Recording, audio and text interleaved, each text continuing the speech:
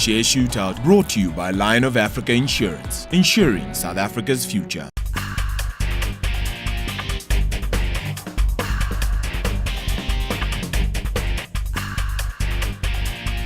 If you're looking for the meanest, cruelest, most vicious, backbiting, nasty stock-picking show on television, you've come to the right place. This is Share Shootout League right here on CNBC Africa, first in business worldwide. Now, was the Lesotho Prime Minister just sightseeing in South Africa when the coup started? Is it true that the desire to list in London is just Brian Joffe's way of more closely following Sunderland?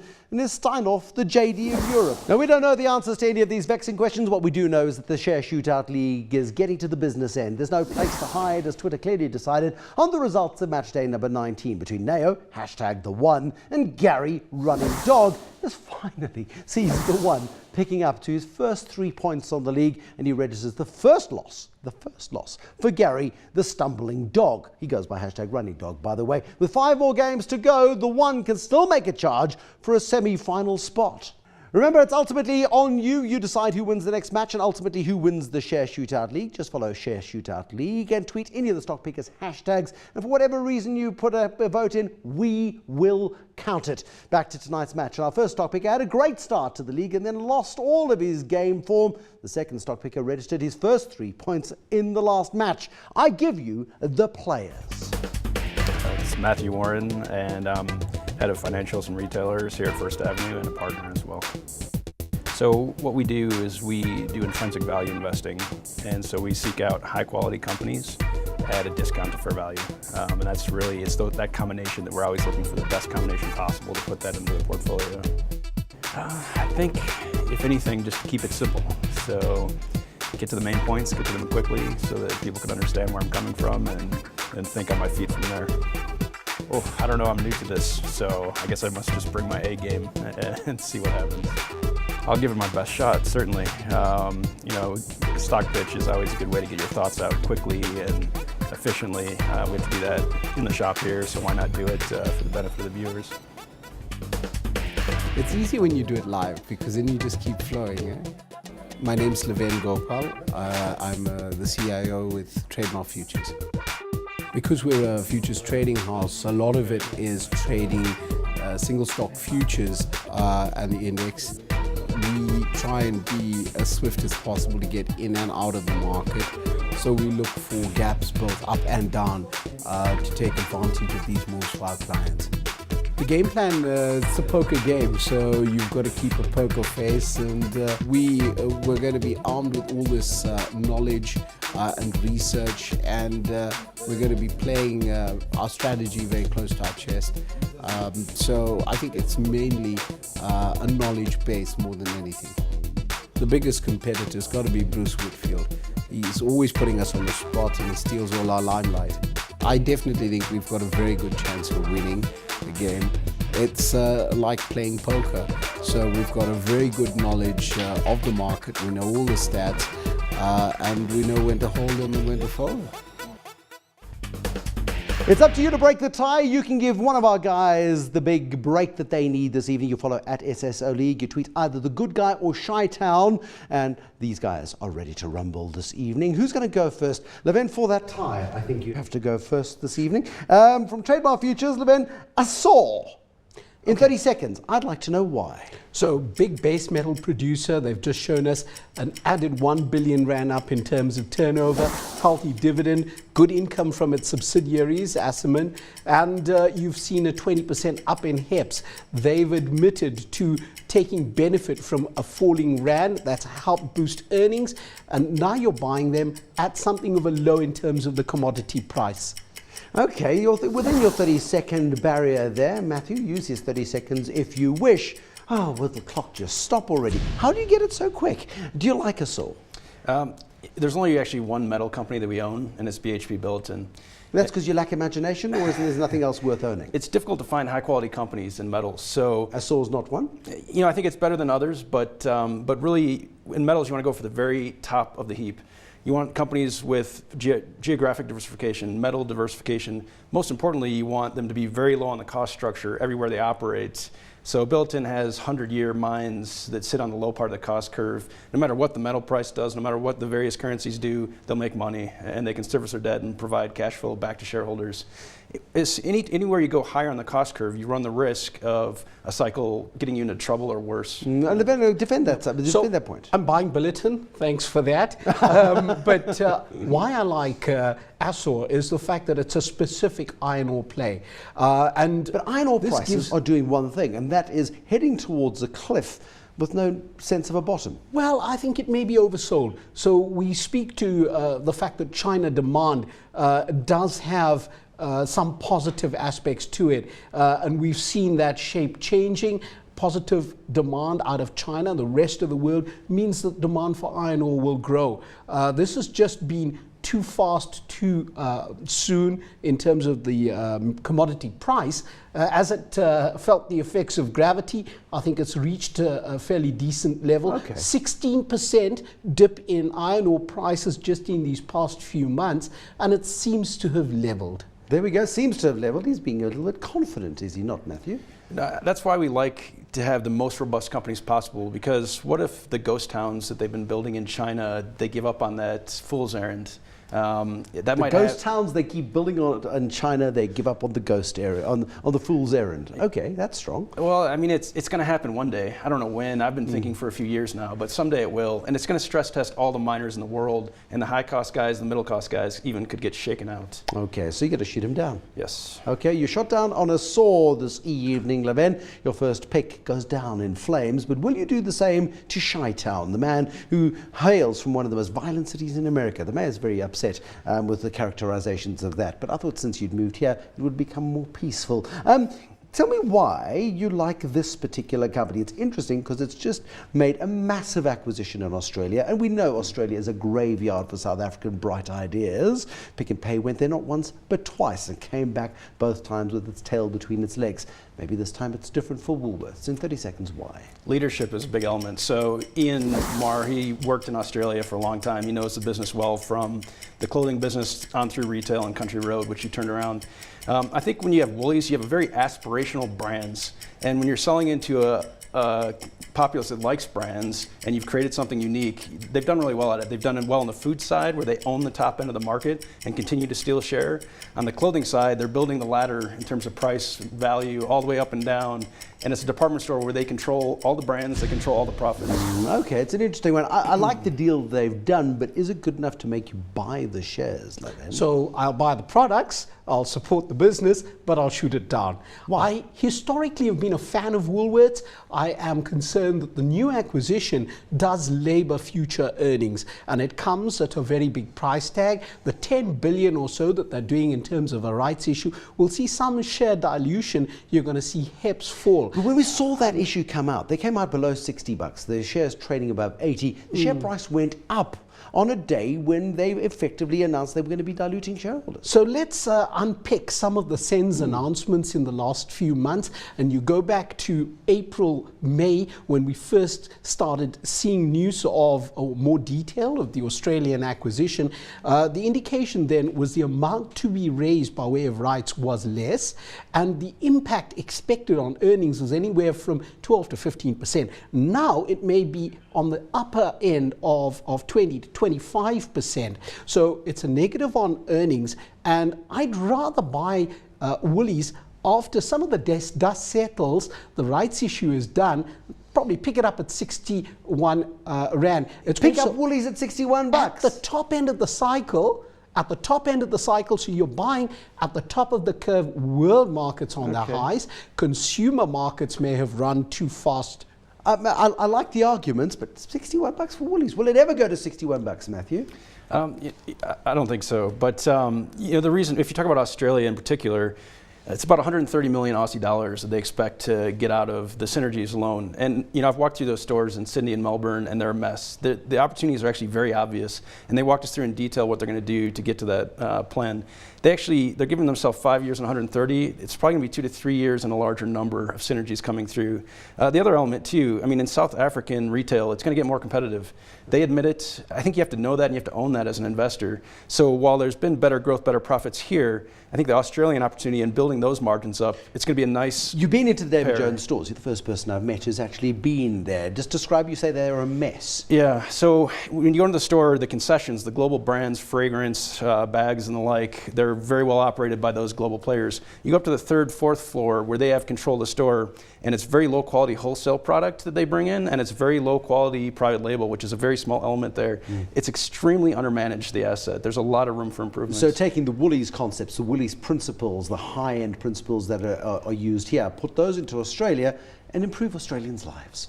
Oh, wouldn't that be nice? Lavan, you're not buying it. Not at all. Woolies themselves pitch the rights at 59 bucks. So somewhere in investors' heads, they're going to say, this is a 59 Rand company. The company itself says so. It'll be a bit of time before they get Australia right. I smell many gun South smoke. Africans. I smell gun smoke. You're shooting it down. Many South Africans have gone into Australia and failed. So I'm going to shoot it down. There we go. You shot down on Woolworths. Let's see whether or not your next pick has a little bit more luck there, Matthew Warren. Lavan Gopaul from Trademar Futures. This is an interesting one. Results last week out of Discovery. Adrian Gore, the perpetual bull when it comes to the business of Discovery. In 30 seconds, tell me why to buy right now at over 100 bucks. So I like the diversification that they have within the financial services sector. They've got a geographical mix of Singapore and that doorway into Asia. They've got direct exposure to the United Kingdom. They've had some forays into the US. They have a massive footprint in South Africa. Divisionally, they have exposure to investments, life insurance, and a suite of financial products as well as credit applications.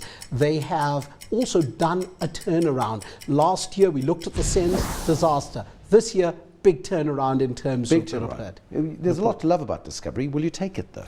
Discovery, I mean, they have the best customer list in the country with their medical aid. And they use that in their life business, they use it in their invest business and across.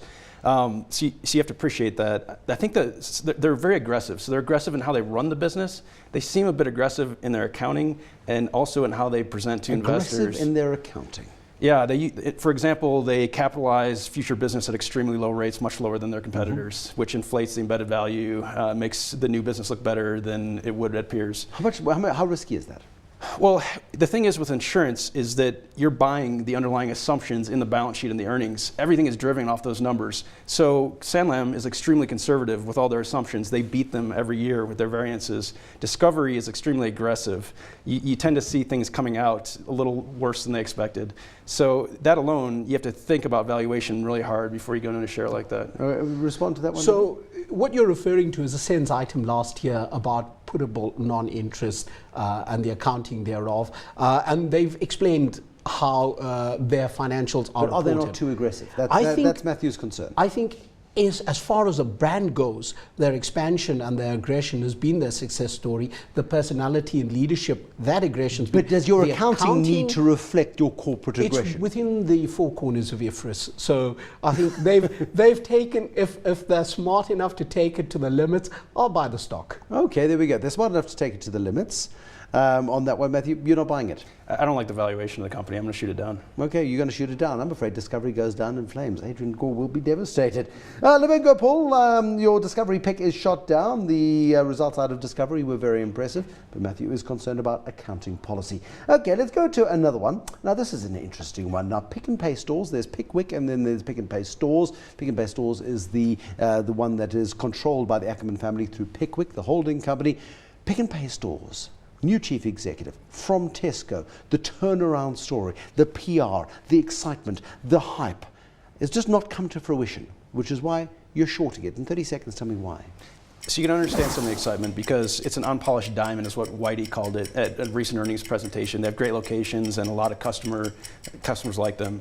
But what you have is a valuation that's run ahead of the improvement. And the other element is they've been losing market share steadily to ShopRite.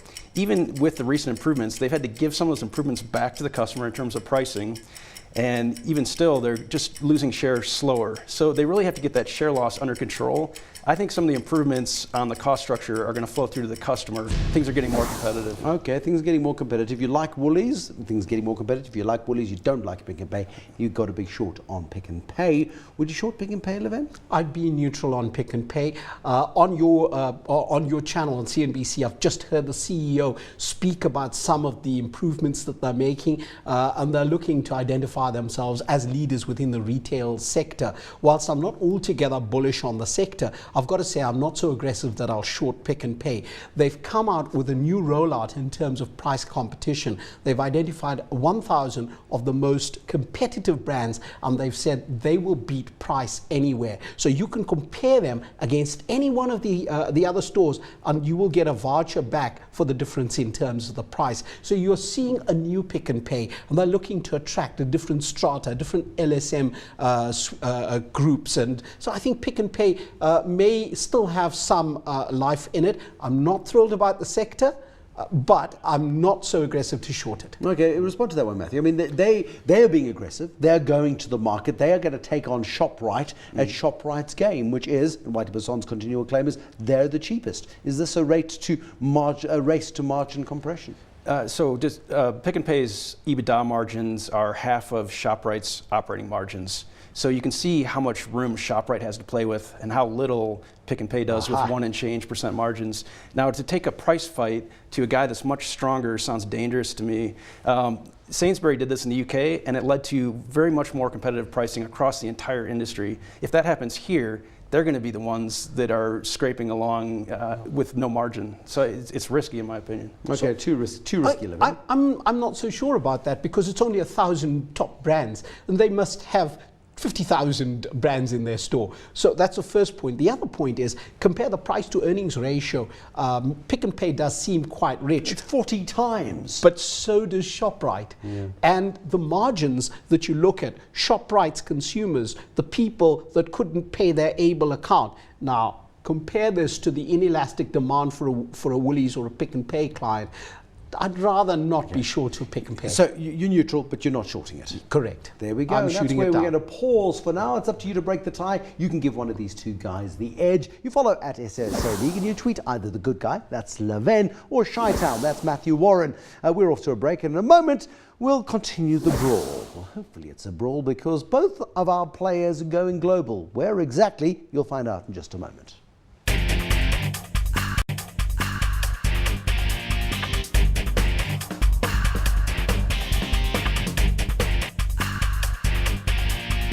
You're watching CNBC Africa. This is Share Shootout League, the only league where semi-casual clothes can be regarded as matchday apparel. Remember, this is Matchday 20, and through your Twitter votes, one of our stock pickers will join the Big Boys Club on 6 points. You just have to follow at SSO League on Twitter. You vote for either Shytown or the good guy, and you tell us who you think has put up the better fight this evening.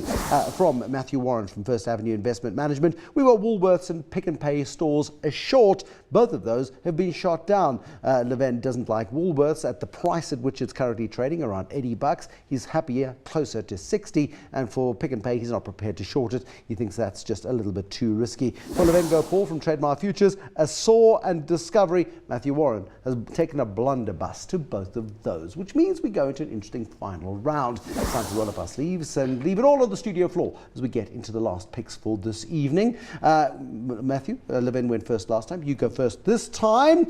I'm interested in your international pick. You're going home to Wells Fargo. Tell me why in 30 seconds. Wells Fargo is one of the big four banks in the U.S. They have $1 trillion in deposits. They have about $840 billion in loans to customers. Very large. They earn about $23 billion a year in earnings. And what I like about them, I don't like investment banking in the big banks. I think there's a lot of competition globally. It's an oligopoly that's really not that disciplined, and it's a house for risk. Wells Fargo doesn't have much of that. It's more of a traditional banker. Banking is going to consolidate. There are 8,000 banks in the States. I think there's 6,000 or 7,000 now after the troubles. They're going to be a winner. Okay, they're going to be the winner. Is Wells Fargo going to be the United States banking winner in your view? I think it's a steady business. It's been going for 120 years. San Francisco started. It's a very good footprint in the US. If you think back to some of the M&A activity in the 90s, Wells Fargo came out a winner. If you look through the S&L crisis of the 80s, Wells Fargo went unscathed. So they've managed to dodge bullets. You look at the financial shakedown 2008, and Wells Fargo is still a name. So they've gone through at least 4-5 major crashes. I think that it's a strong, solid banking name in the US. But the banking name that tends to come out always smelling of potpourri following a crisis is Goldman Sachs. What's it called? Goldman Sachs. Goldman Sachs always seems to come out on top through every crisis, somehow miraculously. Aren't they a better bet, or is that too much risk there for you? I mean, it's pure investment banking and trading and asset management, I guess, as well. But what you have there is you have extremely volatile earnings. Admittedly, Goldman is the best at managing that. They probably have the best relationships around the world to drive flows into their business. But you get that cyclicality, uncertainty of earnings, and risk tends to show up. So no one thought it would show up at JP Morgan. It showed up at the London Whale. You could see something similar at Goldman. And when they come, it can be billions, it can be 10 billion. You don't really know. So it's just not quite as predictable as a vanilla bank. Slow and steady as she goes. Is that what you like? No, I think a vanilla bank. I mean, that's hardly inspiring. I mean, but he's going to pick it. I know he's going to accept it. Well, there's more to it. The changing legislation that you now see in the US, refinement of antitrust legislation, and Glass-Steagall still back on the books, means that the big boys, Goldman Sachs, as you mentioned, is now going to be split into baby banks, or as the baby bells had it a few years ago. And as that happens, there's going to be some price identification that will happen. And during this period, portfolio managers are likely to continue playing something like Wells Fargo, where they can identify and understand value. All right, so you'll take it. I'll take it. Under no real pressure, he takes it. Wells Fargo gets the thumbs up this evening. I'm fascinated by this one because I know sweet diddly nothing about this particular company. So I'm looking forward to a very detailed explanation in your full 30 seconds, Lavan Gopaul, on GAZPROM. So GAZPROM is the largest gas operator in the world. It's a Russian business. It is in the process of building a 4,500 kilometer pipeline from Siberia to China. It already has a pipeline that goes to the Ukraine and into Eastern Europe. It supplies in the order of 40% of the gas to Europe, and it's got a $5.5 billion check waiting for it from the Ukraine government. So that check's going to be banked the moment the dust settles. If the war continues, the commodity price goes up, GAZPROM wins. If the war you're stealing time. You're behaving like Vladimir Putin. You're taking stuff that doesn't belong to you. That was quite a good joke, Matthew. You can laugh at my good joke. Give me a sense, please. I don't like what's going on in the Ukraine at the moment politically. The world is in a bit of a Russia standoff. Yes, Europe is dependent on Russia for gas. That ultimately will trump any sort of potential conflict. But boy, oh boy, is GAZPROM not super high risk? Yeah, to me that is risk rather than value. So I wish I'd perhaps gone for Discovery despite the aggressive accounting. It makes Discovery look tame, does it? Yes, it does, I think. I mean, you're sitting with geopolitical risk.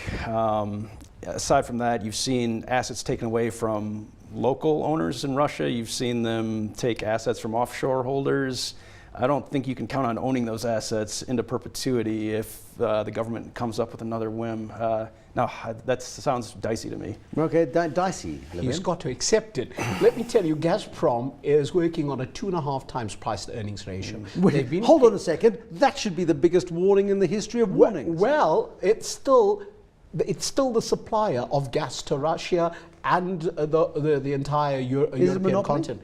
It is something of a monopoly in Russia, but 40% of Europe gets its gas from GAZPROM. So there is a continuity. The fact that it's got this pipeline to China means that there's also forward potential for growth. The concerns that you see in the share price maybe identify the $5 billion delayed payment from the Ukraine government, as well as the uncertainty of war. The bottom line is that uncertainty in war means a higher commodity price, so ka-ching, ka-ching, they turn over. Now, but as a value manager, GAZPROM. this is what interests me, because as a value manager, you look for opportunities, and very often the best value presents itself in times of crisis, as we have now with GAZPROM. Surely as a value manager, you should be sniffing around there. So at First Avenue, we're quite unique that way. We consider ourselves intrinsic value investors. We actually limit our investable universe to only the top half of quality on the JSE. We stay away from risky companies. And then from within that high quality universe, we look for the best valuation, the best stewardship, the lowest uncertainty, and the like. So really that's how we start. We put a tailwind at our back. So I can see that at 3 times earnings, it could work out well for you. And then if this conflict bubbles into something larger, then what do you own, I guess? There we go. So you wish you'd gone for Discovery, but you didn't. So you've gone for GAZPROM. On a valuation basis, you have to accept it, but it comes with a great big red warning sign. It says Vladimir Putin all over it, and you're a little bit concerned. Americans, you can never change him. Midnight on Sunday, that's when we stop counting your votes. Will it be the good guy? Did he convince you, or will it be Shootout? Who will move from 3 points and up to 6? It has to be one of these two. They will go into the big boy league. Still far away from Gary, the running dog, but we're still watching this space very, very closely. We're back next week with another big one. It's Sasha, #Bucks, taking on... Who is that? I'm going to be on my knees doing that. K-Live! Clive Ramatibela-Smith, the man with the infectious laugh. He's getting social media commentary around the country because of that little laugh. Next year, I can't do it properly. Can you? No, nobody else wants to try. Next Tuesday, 8:30, Match Day 21 on the most merciless stock picking show on TV. Until next time, do stay cunning. Bye-bye.